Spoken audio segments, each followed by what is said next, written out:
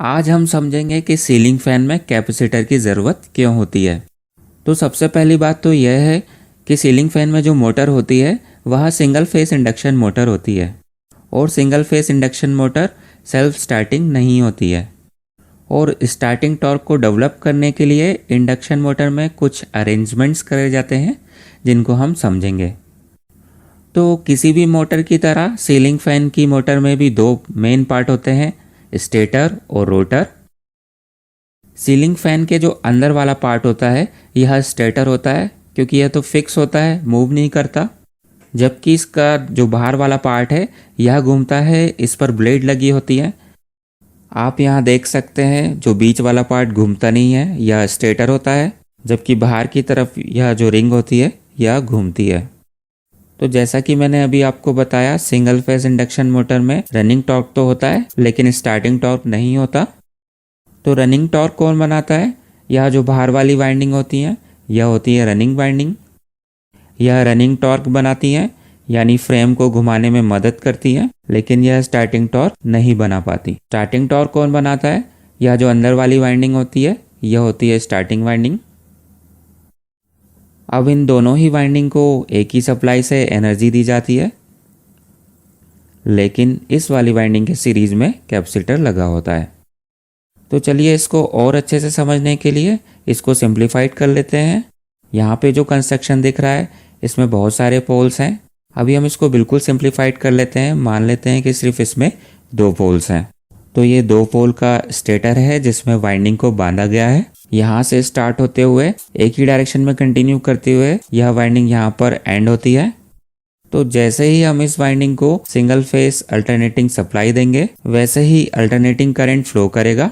यहाँ पर face conductor का वोल्टेज चेंज हो रहा है पॉजिटिव टू नेगेटिव, और यह जो न्यूट्रल है इसका वोल्टेज तो ज़ीरो रहेगा।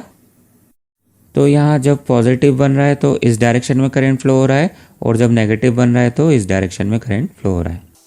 तो इस हिसाब से हमें राइट हैंड थंब रूल के अकॉर्डिंग पता चलेगा करंट के क्लॉकवाइज घूमने पर ऊपर नॉर्थ बनेगा और एंटी क्लॉकवाइज घूमने पर ऊपर साउथ बनेगा। तो इसी तरीके से यह प्रोसेस कंटिन्यू होगी। यहाँ पे प्रोसेस को बहुत स्लो करके दिखाया गया है। हम जानते हैं कि सिंगल फेज सिस्टम में 50 हर्ट्ज की फ्रीक्वेंसी होती है, मतलब ये जो प्रोसेस है बहुत तेज़ी से होगी। यह पोल्स अपने डायरेक्शन को बहुत तेज़ी से चेंज करेंगे। यहाँ पर हम देख सकते हैं जब हम सिंगल फेज सप्लाई देते हैं तो पल्सेटिंग मैग्नेटिक फील्ड बनती है, मतलब पहले एक डायरेक्शन में मैक्सिमम होती है, फिर ज़ीरो होके दूसरे डायरेक्शन में मैक्सिमम होती है। अब रोटर को देखते हैं। रोटर में क्या हो रहा है? रोटर्स के ये जो कंडक्टर्स हैं इनमें ईएमएफ यानी वोल्टेज डेवलप होगा, और क्योंकि यह शॉर्ट सर्किट है एंड रिंग्स के थ्रू, तो इस ईएमएफ की वजह से इनमें करंट फ्लो करेगा। क्योंकि यह फील्ड इन कंडक्टर्स से लिंक कर रही है, नॉर्थ से निकलते हुए साउथ में जा रही है और साउथ से निकलते हुए वापस नॉर्थ में। साथ यह जो फ्लक्स है इन कंडक्टर से भी लिंक कर रही है। इसकी वजह से इन कंडक्टर्स में जो ईएमएफ इंड्यूस होगा उसकी वजह से जो करंट फ्लो करेगा इन कंडक्टर्स में, उसको हम यहाँ देख सकते हैं। यहाँ पर डॉट का मतलब है करंट हमारी तरफ आ रहा है, और क्रॉस का मतलब है करंट हमसे दूर जा रहा है। ये केस बिल्कुल ट्रांसफार्मर की तरह है। जैसे कि ट्रांसफार्मर में अंदर एक कॉइल होती है और उसके ऊपर एक कॉइल होती है। एक कॉइल में हम सप्लाई देते हैं अल्टरनेटिंग, तो दूसरी कॉइल में अपने आप अल्टरनेटिंग करंट फ्लो करने लग जाता है। इसी को बोलते हैं इंडक्शन, और ये बिल्कुल उसी तरीके का केस है। तो प्रोसेस को ध्यान से देखेंगे। जब यहाँ पे नॉर्थ पोल बन रहा है और इस नॉर्थ पोल के इन्फ्लुएंस में ये सारे कंडक्टर्स हैं, तो इन कंडक्टर्स में करंट का डायरेक्शन ध्यान से देखिए। आधे कंडक्टर में डॉट है, मतलब हमारी तरफ आ रहा है, और आधे में क्रॉस है, मतलब हमसे दूर जा रहा है। और फील्ड का डायरेक्शन ऐसा है। तो फ्लेमिंग लेफ्ट हैंड रूल के अकॉर्डिंग इन कंडक्टर्स में जो फोर्स लगेगा वह इस डायरेक्शन में लगेगा। उसी तरीके से इन कंडक्टर्स पे जो फोर्स लगेगा वह अपोजिट डायरेक्शन में लगेगा, क्योंकि इनमें करंट का डायरेक्शन अपोजिट है। बिल्कुल ऐसा ही साउथ पोल के साथ होगा। तो साउथ के इन्फ्लुएंस में ये सारे कंडक्टर्स हैं, आधों पे इस डायरेक्शन में फोर्स लगेगा और यह जो कंडक्टर्स हैं आधे, इनमें इस तरफ फोर्स लगेगा। तो इस रोटर में दोनों ही डायरेक्शन में टॉर्क लग रहा है, क्लॉकवाइज डायरेक्शन में भी टॉर्क लग रहा है और एंटी क्लॉकवाइज डायरेक्शन में भी टॉर्क लग रहा है। तो यह रोटर तो घूम ही नहीं पाएगा क्योंकि रिजल्टेंट टॉर्क तो ज़ीरो होगा। तो सिंगल फेज सिस्टम में जो फील्ड होती है वह पल्सेटिंग नेचर की होती है। इसको ऐसा माना जा सकता है कि दो फील्ड रोटेट हो रही हैं अपोजिट डायरेक्शन में, इक्वल एंड अपोजिट। इसको बोलते हैं डबल रिवॉल्विंग फील्ड थ्योरी। ये थ्योरी है, इसके अनुसार ऐसा माना जा सकता है, लेकिन जो रियलिटी है वो आपके सामने है। तो ऐसे तो यह रोटर घूम नहीं पाएगा और इस रोटर को घुमाने के लिए हमें किसी न किसी एक टॉर्क को वीक करना पड़ेगा। तो इसके लिए क्या कर सकते हैं, मान लीजिए हम इस रोटर को किसी एक्सटर्नल मीन से, हाथ से ही हम इस रोटर को थोड़ा सा ऐसा घुमा दे देते हैं। देखिए हम रोटर को थोड़ा सा एंटी क्लॉकवाइज रोटेट कर रहे हैं। तो अब ये जो सारे कंडक्टर्स हैं नॉर्थ पोल के इन्फ्लुएंस में, इनमें जो फोर्स लग रहा है वह इस डायरेक्शन में लग रहा है और यहाँ पर जो कंडक्टर्स हैं इन सब में जो टॉर्क है वह इस तरफ है। तो यह वाले कंडक्टर्स कम हो गए, इनका रिजल्टेंट टॉर्क इन वाले कंडक्टर के रिजल्टेंट टॉर्क से कम आएगा। तो फिर हमारा रोटर इसी डायरेक्शन में घूमना कंटिन्यू कर देगा। तो इसी कारण से जब हमारे फैन का कैपेसिटर खराब हो जाता है और रोटर को हम किसी एक डायरेक्शन में हाथ से घुमा देते हैं तो फिर वह उसी डायरेक्शन में कंटिन्यू घूमने लग जाता है। और अगर हम फैन को अपोजिट डायरेक्शन में भी घुमा देते हैं तो वह अपोजिट डायरेक्शन में ही घूमने लग जाता है। लेकिन स्टार्टिंग टॉर्क को खुद मोटर के अंदर ही डेवलप करने के लिए क्या करना होगा, मेन पोल के अलावा दो पोल और यूज़ करे जाते हैं जो इन पोल्स के परपेंडिकुलर होते हैं, यानी इंटरमीडिएट एक्सिस में होते हैं। ये पहले वाले तो मेन पोल्स है ही और इन पोल्स को ऑक्सिलरी पोल्स बोला जाता है। तो मेन वाइंडिंग तो वैसे ही बांधी जाएगी, यहाँ से स्टार्ट होते हुए ऐसे कंटिन्यू होते हुए यहाँ एंड होगी। और यह जो ऑक्सिलरी पोल है इनकी यह जो वाइंडिंग है इसको बोल सकते हैं ऑक्सिलरी वाइंडिंग या स्टार्टिंग वाइंडिंग। यह भी इसी प्रकार से बांधी जाएगी, यहाँ से स्टार्ट होते हुए ऐसे कंटिन्यू होते हुए यहाँ पर एंड होगी। और स्टार्टिंग वाइंडिंग को रनिंग वाइंडिंग के पैरेलल में कनेक्ट करा जाता है और स्टार्टिंग वाइंडिंग के सीरीज में एक कैपेसिटर लगा दिया जाता है। पैरेलल में कनेक्ट करने के लिए एक एंड को यहाँ पर कनेक्ट कर दिया है, यहाँ पर हम फेज दे ही रहे हैं, और दूसरे एंड को यहाँ कनेक्ट कर देंगे ताकि इसको भी न्यूट्रल मिल जाए।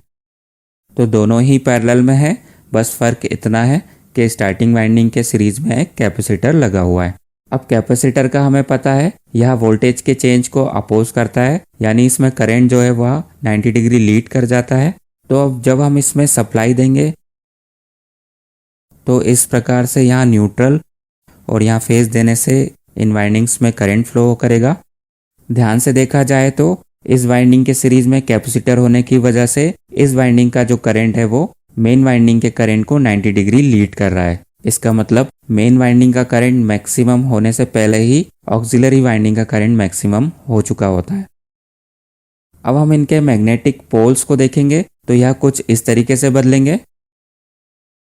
इसको ध्यान से समझे तो मेन वाइंडिंग के पोल्स बनने से पहले ही ऑक्सिलरी वाइंडिंग के जो पोल्स हैं नॉर्थ और साउथ वह मैक्सिमम हो चुके होंगे, और जब यह रिड्यूस होके ज़ीरो होंगे तो मेन वाइंडिंग के पोल्स बन के अपना मैक्सिमम होंगे। तो यह प्रोसेस ऐसे ही कंटिन्यू होती रहेगी। और अगर हम इसको और ध्यान से देखेंगे तो हमें पता चलेगा कि रोटेटिंग मैग्नेटिक फील्ड बन रही है। मतलब पहले साउथ यहाँ डेवलप हो रहा है, फिर साउथ यहाँ पहुँच जा रहा है, फिर साउथ इधर कंटिन्यू होते हुए ऐसा रोटेट हो रहा है। तो इस तरीके से south continuously anti clockwise rotate हो रहा है और इसी तरीके से नॉर्थ भी एंटी क्लॉकवाइज रोटेट हो रहा है।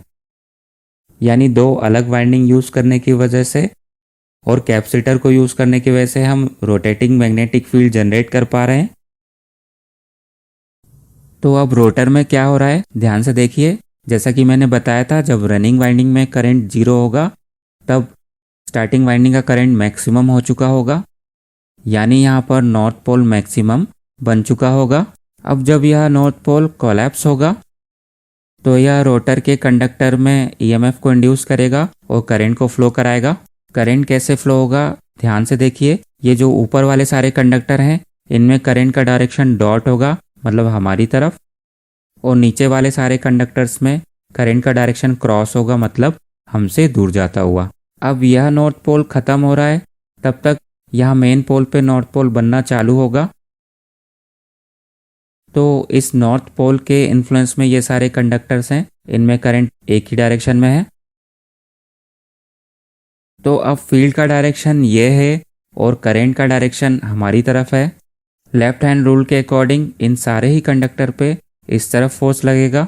इसका मतलब रोटर के ऊपर एंटी क्लॉकवाइज टॉर्क लगेगा। बिल्कुल यही साउथ पोल के साथ होगा। इन सारे ही कंडक्टर्स में करंट का डायरेक्शन क्रॉस है, मतलब हमसे दूर की तरफ। तो इन सब में जो टॉर्क लगेगा वह इस डायरेक्शन में लगेगा। तो यह ऑक्सिलरी पोल क्या कर रहे हैं, जो क्लॉकवाइज रोटेटिंग फील्ड थी उसको पूरी तरीके से कैंसिल कर दे रहे हैं। तो अब जैसा कि इस रोटर पे टॉर्क लगेगा तो यह उस डायरेक्शन में ही घूमने लगेगा। तो फाइनली आप इस एनिमेशन में रोटर का कंटिन्यूस रोटेशन देख सकते हैं। अगर इसको ध्यान से देखेंगे तो पता लगेगा जो भी कंडक्टर नॉर्थ पोल के इन्फ्लुएंस में आ रहे हैं उनमें करंट का डायरेक्शन हमेशा डॉट है, और साउथ पोल के सामने जो कंडक्टर्स आ रहे हैं उनमें हमेशा करंट का डायरेक्शन क्रॉस है। तो हमेशा एंटी क्लॉकवाइज डायरेक्शन में ही टॉर्क लगता रहेगा।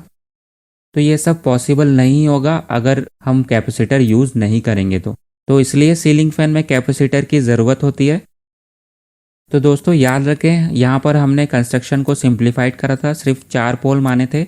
अगर 4 पोल होंगे फैन में तो फैन बहुत तेज़ रोटेट करेगा। तो वास्तव में सीलिंग फैन के स्टेटर में काफ़ी सारे पोल्स होते हैं ताकि फ़ैन जो है वो थोड़ा स्लो रोटेट करे। तो आई होप कि अब आप लोग समझ चुके होंगे कि सीलिंग फैन में कैपेसिटर की ज़रूरत क्यों होती है। दोस्तों मैं आशा करता हूँ कि यह वीडियो आपको पसंद आया होगा, और अगर आपको वीडियो पसंद आया है तो इसे लाइक ज़रूर करिएगा, इसे शेयर भी करिएगा, क्योंकि आप लोग का यही सपोर्ट हमें मोटिवेट करता है ऐसे ही अच्छे वीडियो लाने के लिए।